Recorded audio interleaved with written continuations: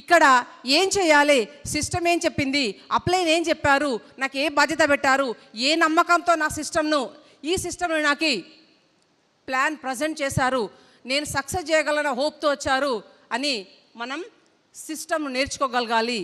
ఏదున్న సిస్టమ్తో చెప్పగలగాలి.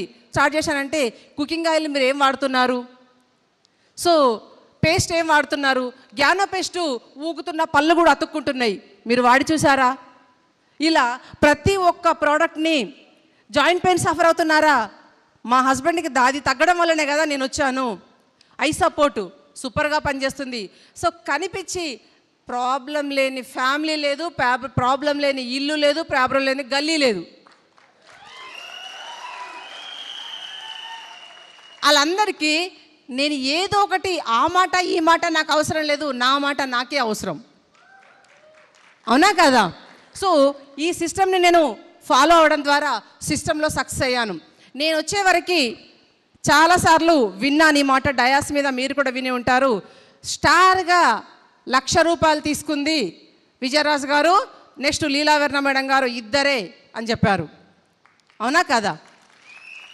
సో విజయరాజు గారు తర్వాత ఇంకా వాళ్ళ అప్లైన్ ఇద్దరే తీసుకునేవారు. నెక్స్ట్ వచ్చింది నేను తీసుకొని ఇప్పుడు ఆల్మోస్ట్ ఆల్ నా టీంలో ఆల్ స్టార్స్ ఆల్మోస్ట్ ఆల్ 1,00,000 రూపాయలు ఉంటారు. ఇప్పుడు వెతకడానికి లేదు, హైలైట్ చేయడానికి లేదు, అందరి దగ్గరకు వచ్చేసింది. సో మీరు ఏది సాధిస్తే మీ ఫాలోవర్ అదే సాధిస్తారు. Be with the system. You be with the system, with team also be with the system. So follow the discipline, ఇది చాలా ఇంపార్టెంట్. నా ఆఫీస్ టైం అంతా అయిపోయిన తర్వాత ఖాళీగా ఉన్న సమయాన్ని, వేస్ట్గా పడి ఉన్న సమయాన్ని, 4 సీరియల్ చూసే సమయాన్ని తీసి పక్కింటి వాళ్ళతో మాట్లాడుతూ ఇక్కడ ఇన్వెస్ట్ చేశాను. ఆ ఇన్వెస్ట్ చేసినందుకు నేను ఒక గ్రేట్ సక్సెస్ని తీసుకోగలిగాను. మరి ప్రతి ఒక్క పర్సన్కి 24 అవర్సే ఉంటుంది. Yes or no?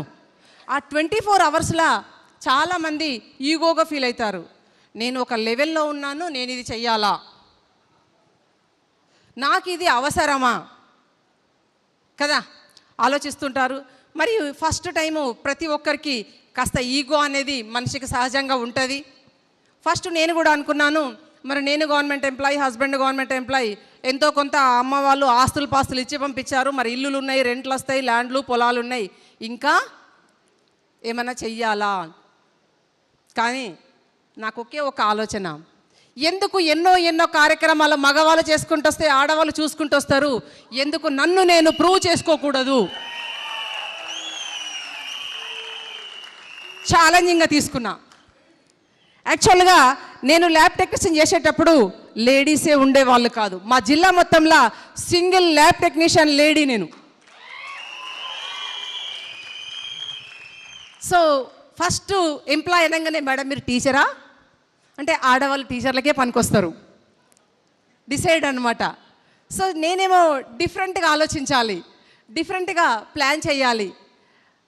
గుంపులో గోవిందలాగా ఉండడం ఇష్టం ఉండదు నాకు.